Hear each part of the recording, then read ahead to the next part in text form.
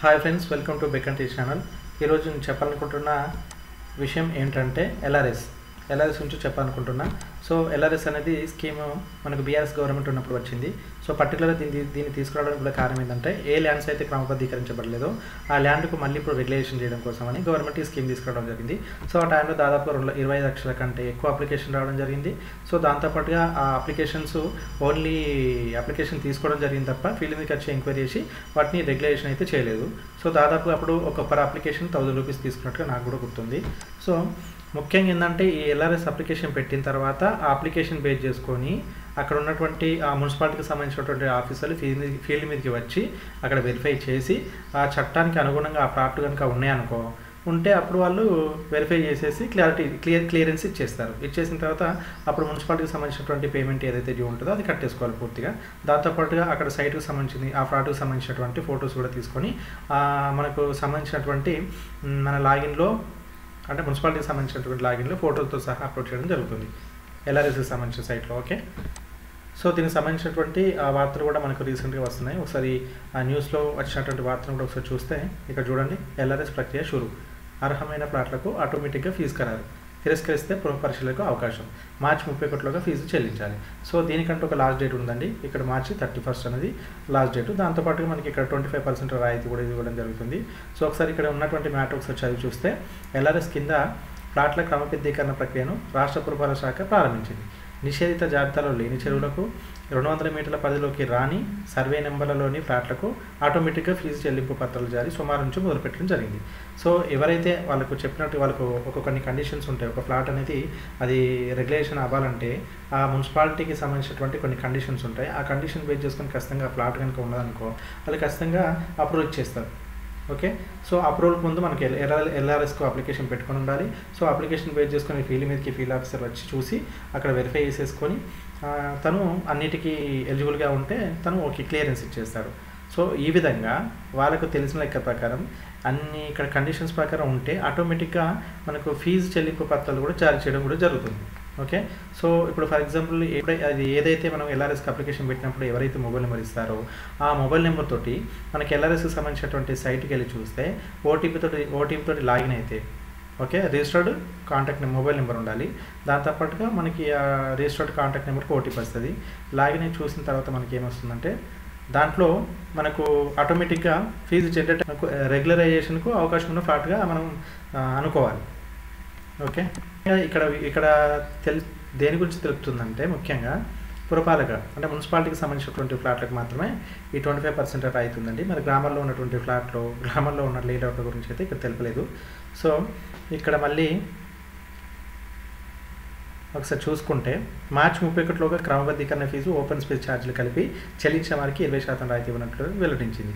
So LRS fee చెల్లించిన తర్వాత దరఖాస్తు తిరస్కరణకు గురైతే 10% ప్రాసెసింగ్ ఛార్జీలు మినహాయించి మిగతా మొత్తం వెనక్కి ఇస్తామని కూడా ప్రకటించింది.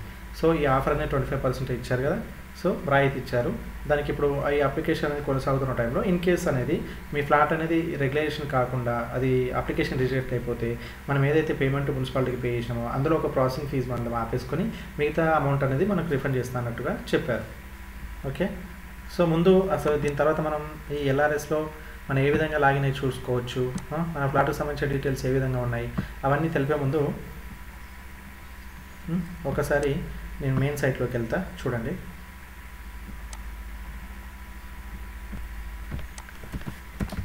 ఎల్ఆర్ఎస్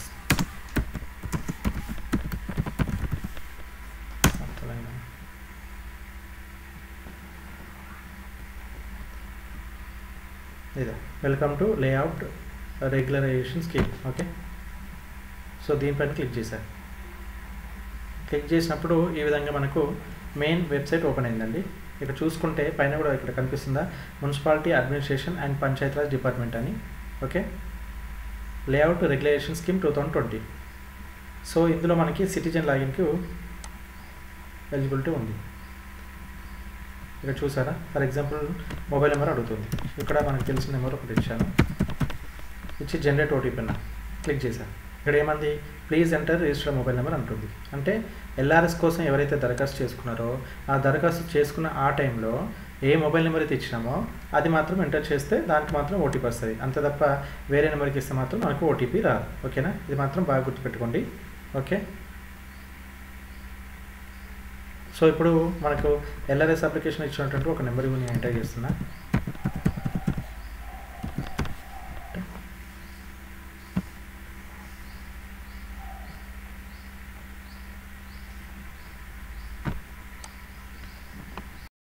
సో ఈ విధంగా ఓటీపీ ఎంటర్ చేసి వ్యాలిడ్ ఓటీపీ అని క్లిక్ చేయాలి. సో ఈ విధంగా రిజిస్టర్డ్ నెంబర్ తోటి మనం లాగిన్ అయినప్పుడు ఈ విధంగా మన డీటెయిల్స్ కనిపిస్తాయి. సో ఇందులో మనకు ముందు అప్లికేషన్ స్టాటస్ ఏంది, మనం ఎల్ఆర్ఎస్ అప్లికేషన్ పెట్టాము. పెట్టిన తర్వాత అప్లికేషన్ స్టాటస్ చెక్ చేసుకోవడం కోసం అక్కడ మనకు ఆప్షన్ చూపిస్తుంది. అప్లికేషన్ స్టాటస్ పైన క్లిక్ చేశాను. క్లిక్ చేస్తే ఇక్కడ ఆల్రెడీ డీటెయిల్ చూపిస్తుంది. ఆ ఎల్ఆర్ఎస్ అనేది మనకు 2 డాక్యుమెంట్ పైన ఉన్నది. 2 డాక్యుమెంట్స్ ఉన్నాయి. ఒకటి ఇక్కడ కనిపిస్తుంది కానీ నేమ్స్ చూసుకోవచ్చు మనం. ఓకే, సో ఇక్కడ ఏమంటుంది, ఇక్కడ స్టాటస్ చెక్ చేస్తే L2 approve and fee intimated. Okay, L2 approve and fee intimated.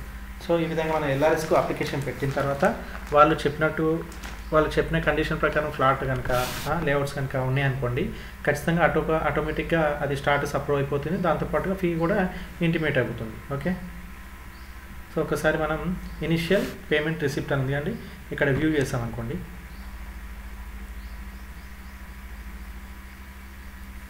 View పైన క్లిక్ చేసి సో ఈ విధంగా మనకి ఆ ఫైల్ అనేది పేమెంట్కి సంబంధించిన డీటెయిల్స్ అది పీడిఎఫ్ ఫైల్లో కొంచెం టెక్నికల్ ఇష్యూ ఉండడం వల్ల అది సరిగా ఎర్రర్ వచ్చిందండి. సో ఇప్పుడు ఏంటంటే ఆల్రెడీ మీకు డౌన్లోడ్ చేసిన రిసిప్ట్ ఉంటుంది. ఆ రిసిప్ట్ మీకు చూపిస్తాను. ఓకే, సో రిసిప్ట్ ఇక్కడికి చూస్తున్నాను. ఈ విధంగా మనకి అది పేమెంట్ రిసిప్ట్ ఇలా వస్తుందండి. ఒకసారి చూడండి, ఫీ ఇంటిమేషన్ లెటర్ అని మనకు ఉంది. ఇది మున్సిపాలిటీ నుంచి వచ్చింది. ఓకేనా, సో ఈ municipality okay, municipality Husnabad. Okay, Husnabad municipality నుంచి వెళ్ళి ఈ ఫ్లాట్ హుస్నాబాద్ మున్సిపాలిటీ పరిధికి సంబంధించింది కాబట్టి మనకు ఆ ఇంటిమేషన్ లెటర్ కూడా అక్కడ నుంచే వచ్చింది. సో ఇక్కడ ఒకసారి చూడండి, ఒక ఫ్లాట్ అనేది మనకి ఎల్ఆర్ఎస్ కోసం రెగ్యులరేషన్ కావాలంటే మనకు పేమెంట్ ఆఫ్ డీటెయిల్స్ ఉంది కదా, డీటెయిల్స్ ఆఫ్ పేమెంట్స్ ఒకసారి చూసుకోండి. రెగ్యులరేషన్ ఛార్జెస్ 10,034 రూపాయలు ఉంది. సో 14% ఓపెన్ స్పేస్ ఛార్జెస్ ఉందండి ఇది. ఓకే, 14% ఉంటుంది ఓపెన్ స్పేస్ ఛార్జెస్. ఈ 14% అనేది మ్యాక్సిమం దేని మీద డిపెండ్ అయి ఉంటుందంటే మనకి ఎప్పుడైతే ఆ ఫ్లాట్కు సంబంధించినటువంటి డాక్యుమెంట్ ఉంటాయి కదా, ఆ డాక్యుమెంట్లో గవర్నమెంట్ లెక్క ప్రకారం అని మనకి ఎంతైతే ఆ ఫ్లాట్ యొక్క ఖరీదు ఉంటుందో దాన్ని బేస్ చేసుకుని 14% ఉంటుంది. సో మీ ఫ్లాట్ అనేది ఇన్ కేస్ ఎప్పుడో రిజిస్ట్రేషన్ అయ్యి ఉండదు, మీ ఫ్లాట్ అనేది ఎప్పుడో రిజిస్ట్రేషన్ అయ్యి ఉంటుంది. ఓకే, సో ఆ టైంలో గవర్నమెంట్కి సంబంధించిన వాల్యూ అయితే ఎంత ఉందో, ఆ డాక్యుమెంట్లో ఎంతైతే మెన్షన్ చేసి ఉందో దాంట్లో 14% అనేది ఇది ఓపెన్ స్పేస్ ఛార్జెస్. ఓకే, ఈ నెక్స్ట్ ఇక్కడ చూసుకుంటే ఇంకేమున్నాయి ఛార్జెస్ గంతేగా. టోటల్ రెగ్యులేషన్ ఛార్జెస్ 22,634 రూపీస్ ఉంది. దాంతోపాటుగా ఇనిషియల్ అమౌంట్ పేడ్ 1,000 రూపీస్. అంటే మనం ఎల్ఆర్ఎస్ అనేది అప్లికేషన్ బీఆర్ఎస్ గవర్నమెంట్ తీసుకొచ్చినప్పుడు ఏదైతే అప్లికేషన్ పెట్టారో ఆ అప్లికేషన్ ప్రాసెస్లో మనం 1,000 రూపాయలు పే చేసినాం కదా, అదే అమౌంట్ 1,000 రూపీస్. సో నీకు ఇక్కడ 2 టైప్స్ ఉన్నాయండి. ఒకటి regulation charges, next 14% open space charges ఉంది. సో మొత్తం 22,634 రూపీస్ అయింది. దానికంటే ముందే ఒక 1,000 రూపీస్ అనేది మనం పే చేస్తున్నాం కాబట్టి దాన్ని లెస్ చేసేస్తే 21,634. ఓకేనా, సో ఇట్లా మున్సిపాలిటీ నుంచి ఖచ్చితంగా మనకు ఒక ఇంటిమేషన్ లెటర్ పేమెంట్కి రిలేటెడ్గా రావాలి. వచ్చిందనుకోండి అది క్లియర్ అయిపోతుంది. ఆ నెక్స్ట్ ఫ్లాట్కి సంబంధించినటువంటి ఫొటోస్ తీసి మనకు వెబ్సైట్లో అనేది అప్లోడ్ చేసేస్తారండి. ఓకే, సో ముఖ్యంగా మనకు ఈ ల్యాండ్ ఎల్ఆర్ఎస్ స్కీమ్ అనేది ఎందుకు బెటర్ అని అంటారంటే, ఎల్ఆర్ఎస్ అనేది ఎందుకు బెటర్ అంటే మనకి ఏదో తెలియకుండా జరిగిపోయింది. ఏది ఆ ల్యాండ్ రెగ్యులేషన్ ఉందా లేదా అనేది తెలియదు. ఓకే, అయినప్పుడు కూడా మనం రిజిస్ట్రేషన్ చేసుకున్న తర్వాత ఇప్పుడు నీకు కదా అక్కడ ఏదన్నా హౌస్ కన్స్ట్రక్షన్ చేయాలని అనుకుంటున్నాం. సో నీకు ముందెంత ఇల్లు పర్మిషన్ ఇవ్వాలంటే మున్సిపాలిటీ ఖచ్చితంగా మనకు పర్మిషన్ ఇవ్వాలి. సో పర్మిషన్ ఇవ్వడం వల్ల నీకు మున్సిపాలిటీ ఎల్ఆర్ఎస్ అనేది క్లియరెన్స్ లేకుంటే వాళ్ళు పర్మిషన్ ఇవ్వరు. సరే, నువ్వేమనుకుంటావు, మనం ఇల్లు కట్టుకున్నప్పటికి కూడా సో అది ఇల్లీగల్ అయింది.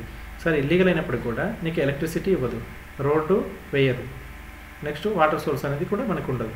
సో వాటర్ సప్లై కూడా మున్సిపాలిటీ ఇవ్వదు. సో ఇలాంటివన్నీ ఖచ్చితంగా మున్సిపాలిటీ నుంచి ఆ బెనిఫిట్స్ అన్ని మనం లబ్ధి పొందాలంటే ఖచ్చితంగా మనం ఎల్ఆర్ఎస్ అనేది చేయించుకోవాల్సింది. ఓకేనా, సో మీకు ఇలా ఇంకా ఎల్ఆర్ఎస్కి సంబంధించిన ఎలాంటి మీకు డౌట్స్ ఉన్నా కూడా కామెంట్ రూపంలో తెలపండి. దాంతోపాటుగా ఈ వీడియో మీకు నచ్చినట్టయితే లైక్ కొట్టండి. ఇంకా ఈ ఇన్ఫర్మేషన్ ఇతరులకు రీచ్ అవ్వాలంటే ఖచ్చితంగా ఈ వీడియోని కూడా అందరికి షేర్ చేయాలని కోరుకుంటున్నాను. Okay, thank you for watching. Thank you.